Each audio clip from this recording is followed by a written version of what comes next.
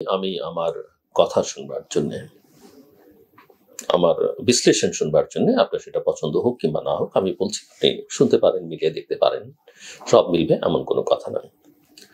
বাংলাদেশের রাজনীতি এখনো পর্যন্ত এক চরম অনিশ্চয়তায় ভরা এবং নানা রকমের নাটক জমে উঠতে শুরু করছে। আমি যখন বলি ডিসেম্বরের মধ্যে নির্বাচন হবে, না হলে নির্বাচন হবে না, অনেকেই সেটা নিয়ে প্রশ্ন তোলেন। সাম্প্রতিককালে লন্ডন বৈঠকের পরে বিএনপি নেতাকর্মীদের মধ্যে চরম উৎসাহ, কিন্তু দেশে একটা নির্বাচন হতে হবে, সেই নির্বাচন নিরপেক্ষ নির্বাচন হতে হবে, সেই নির্বাচন ভালো নির্বাচন হতে হবে, এবং ভালো নির্বাচন মানে অবাধ, সুষ্ঠু, গ্রহণযোগ্য, অংশগ্রহণমূলক, শান্তিপূর্ণ এবং আন্তর্জাতিক মানসম্পন্ন। অবশ্যই বহুদিন পরে বাংলাদেশে নির্বাচন হচ্ছে, সেরকম একটা নির্বাচন হতে হবে। লন্ডন বৈঠকের পরে বিএনপি নেতাকর্মীরা যেরকম চরম উৎসাহ, আনন্দে উদ্বেলিত, আলহামদুলিল্লাহ বলে ফেসবুক সয়লাভ করে ফেলেছেন, আবার উল্টো দিকে আমরা দেখলাম এনসিপি, যাদেরকে বিএনপি সহ সবাই মিলে একটা বড় স্টেক হোল্ডার বানিয়ে ফেলেছে, যাদের কিছু থাকুক কিংবা না থাকুক, সেই এনসিপি অসন্তোষ প্রকাশ করেছে। ভোট থাকুক কিংবা না থাকুক, রাজনীতিতে মোটামুটি ভাবে প্রতাপশালী জামায়াত ইসলামী। এবং ওই যে বললাম যে নানা রকমের নাটক, অনিশ্চয়তা, সেটা একটা বড় লক্ষণ। আজকেই জাতীয় ঐকমত্য কমিশনের সভায়, যে সভায় জামাত তাকে যোগ দিয়েছিল, সেই সভায় জামাত যোগ দেয়নি। বৈঠকে যোগ না দেবার কারণ হিসেবে তারা বলেছে যে সরকার লন্ডন বৈঠকের মাধ্যমে এবং যৌথ বিবৃতির মাধ্যমে তার নিরপেক্ষতা হারিয়েছে। এই প্রশ্ন আমি আমার শত করি, এখানেও বলি যে সরকার নিরপেক্ষ নয়, জামাত বলেছে বলি আমি বলছি না, আমার বরং অনেক বার আমি বলেছি, আমি বরং দেখি সরকার আসলে জামাত এনসিপির প্রতি, বিশেষ করে এনসিপির প্রতি অনেক দুর্বল, জামাত কর্তৃক প্রভাবিত। কিন্তু তারপরও জামাত এটা বলছে এবং একটা সভা বয়কট করলো তারা, যে সভার বেশি দিন হবার সুযোগ নেই, যে সভার নিষ্পত্তি খুব দ্রুত হতে হবে, অর্থাৎ জুলাই সনদ, জাতীয় সনদ, সেগুলোর সময় নেই, জাতীয় ঐকমত্য কমিশনের কার্যক্রম শেষ করে আনতে হবে, সেখানে জামাত আজকে গেল না। এবং আমি শিওর এরকম আরো অনেক কিছু দেখতে হবে, চারিদিক থেকে দেখতে হবে, যাতে আসলে নির্বাচনটা আশা অনুযায়ী, বিএনপির আশা, আমি এটা সরকারের দিক থেকে খুব স্থির কমিটমেন্ট সেটা আমি বলবো না, কারণ আমি মনে করি বিএনপি আসলে ওই স্টেটমেন্টটা বোঝেই নেই, কারণ মানে অনুধাবনই করতে পারেনি। সেখান থেকে সরকারও তার ওই কমিটমেন্ট থেকে সরে যাবে। এভাবেই ফেব্রুয়ারি, এপ্রিল, জুন, জুলাই, 26শে ডিসেম্বর, 27, এরকম অনেক কিছু হতে পারে, অনেক কিছু। কারণ আমি 2025-এর 31শে ডিসেম্বরের মধ্যে নির্বাচন না হলে বাংলাদেশে আপাতত আর কোনো নির্বাচন দেখি না। কারণ এটা একটা শক্তির লড়াই, যে বাংলাদেশ কি গণতান্ত্রিক প্রক্রিয়ায় উত্তরণ করবে কিনা, বাংলাদেশ কি তার যে জন্মের আকাঙ্ক্ষা নিয়ে একটা উদার গণতান্ত্রিক রাষ্ট্র হিসেবে থাকবে, নাকি বাংলাদেশ একটা রক্ষণশীল, একটা ধর্মভিত্তিক, চরম ধর্মভিত্তিক উগ্রপন্থার একটা রাষ্ট্র হিসেবে নিজেকে আবির্ভূত করবে। সেই লড়াইটাতে যদি বোঝা যায় যে ডিসেম্বরের মধ্যে নির্বাচনটা হচ্ছে না, তাহলে সেই লড়াইটাতে আসলে যে প্রগতিশীল অংশ, সেখানে আপনি বিএনপিকে রাখতে পারেন, অন্যান্য অনেক রাজনৈতিক দলকে রাখতে পারেন, অন্যান্য সামাজিক শক্তিকে রাখতে পারেন, তারা পরাজিত হয়ে যাবে। বিএনপি এখান থেকে তার একটা বিচ্যুতি হয়েছে, আমি মনে করি এটা বিএনপির একটা রাজনৈতিক ভুল সিদ্ধান্ত এবং খানিকটা পরাজয়, খানিকটা মাথা নত করা। অনেকে এটাকে বলছেন politics is the art of compromise, এখানে পলিটিক্সে নিতে হয়, দিতে হয়, সেগুলো অন্য জিনিস। নেগোসিয়েশনের কিছু ইস্যুজ আছে, কিছু টেকনিক আছে, তার একটা বডি ল্যাঙ্গুয়েজ আছে, কে ডোমিনেট করবে, কিভাবে করবে, সেটা বোঝার। আমি বহুবার বলেছি, এবং এটা বলে আসলে অনেকে আমাকে আবার বিএনপির দালাল বলেন, কিন্তু আমি ভাই পরিষ্কার করে বলি, আমি বিএনপি কোনোদিন করিও নি, এখনো করি না, ভবিষ্যতে করবো না, এবং বিএনপি থেকে আমি কোনো সুবিধা নেওয়ার মধ্যে নাই। যদি কেউ প্রমাণ করতে পারেন বিএনপি ক্ষমতায় ছিল, তখনই আমি আমার শো করেছি, সাংবাদিকতাই ছিলাম, যদি প্রমাণ করতে পারেন যে আমি কোনো সুবিধা নিয়েছি, আমাকে জানাবেন, বা পাবলিকলিও জানাতে পারেন, কোনো অসুবিধা নেই। সো আমি যেটা বলবার চেষ্টা করেছি যে দেশের এখন যেই পরিস্থিতি, আওয়ামী লীগের পতন হয়েছে, তারা ভিজিবল না। বাংলাদেশকে সামনের দিকে এগিয়ে নিয়ে যাবার আর কোনো আপাতত রাজনৈতিক শক্তি নেই। একমাত্র ভরসা করবার শক্তি হচ্ছে বিএনপি এবং তার নেতা তারেক রহমান। আমি বেশ কিছু পরামর্শ তারেক রহমানের জন্য বিভিন্ন সময় রেখেছি। মিস্টার রহমান সেই পরামর্শ শুনবে কি শুনবেন না সেটা তার ব্যক্তিগত বিষয়, তার দলের বিষয়।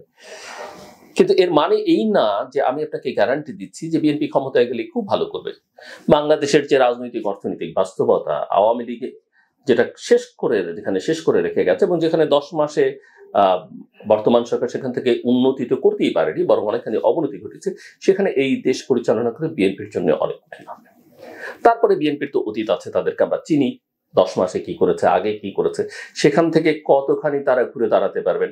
এমনকি মিস্টার তারেক রহমান তার বক্তৃতা বিবৃতিতে যেভাবে জনগণের প্রশংসা করেছেন, সকল মহলের একটা আস্থার জায়গা তৈরি করতে পারছেন, কিন্তু তার দলের নেতাকর্মীরা শেষ পর্যন্ত তাকে তার সেই অবস্থানে থাকতে দিবেন কিনা সেটা একটা বড় প্রশ্ন।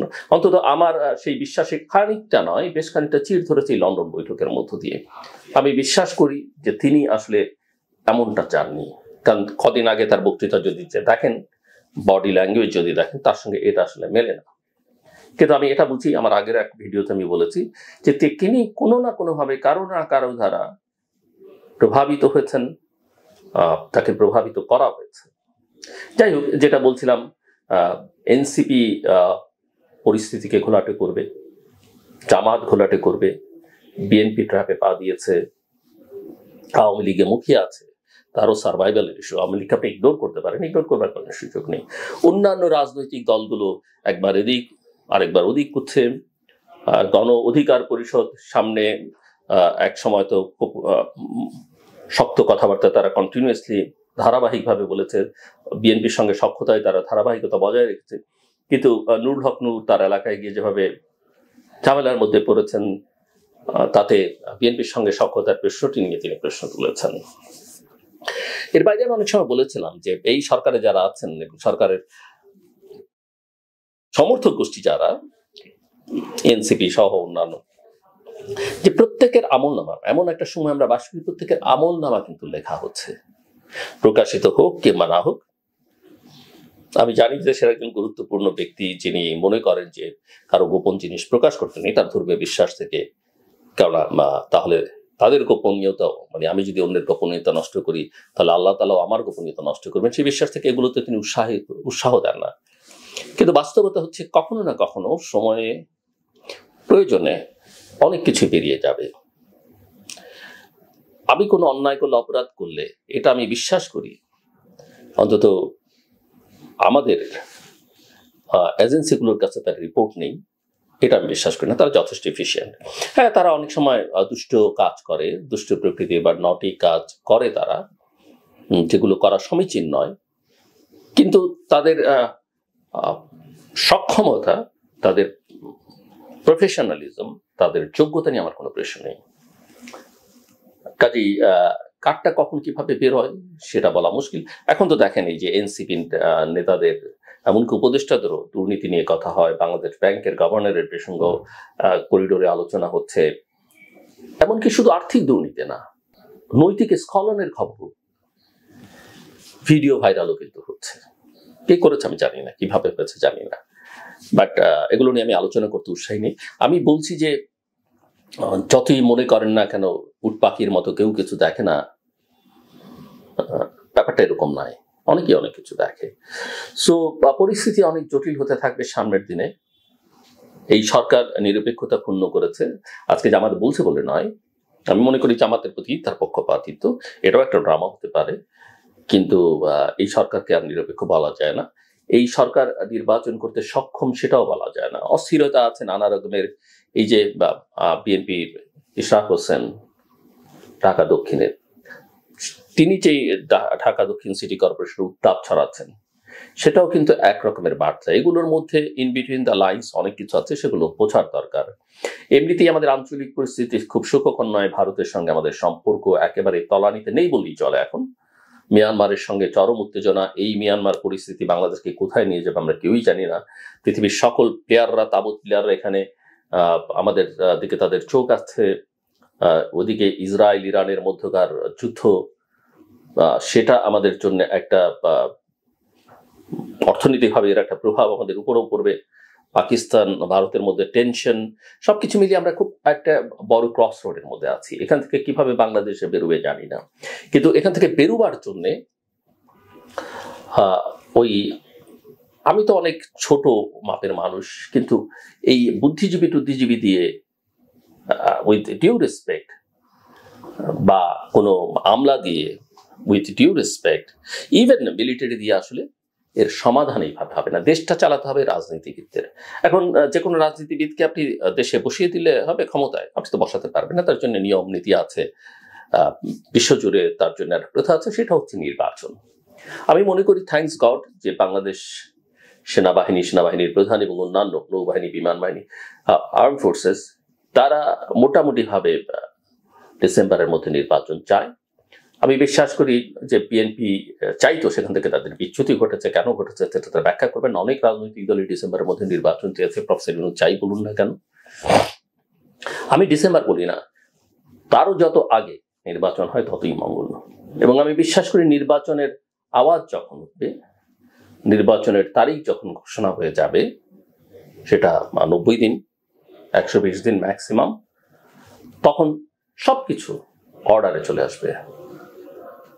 আমি বিশ্বাস করি তখন পুলিশ ঠিক মতো কাজ করবে, সেনাবাহিনী তো থাকবেই, নির্বাচন কমিশন ঠিক মতো কাজ করবে, প্রশাসন ঠিক মতো কাজ করবে। কোনো সমস্যা বাংলাদেশে হবে বলে আমি মনে করি না। আমাদের অতীত রেকর্ড আছে, আমরা 90 দিনের মধ্যে নির্বাচন করি। নির্বাচন যতক্ষণ না হবে, অর্থনৈতিকভাবে, সামাজিকভাবে, রাজনৈতিকভাবে, কূটনৈতিকভাবে, নিরাপত্তার দিক থেকে বাংলাদেশের বিপর্যয় বাড়তেই থাকবে।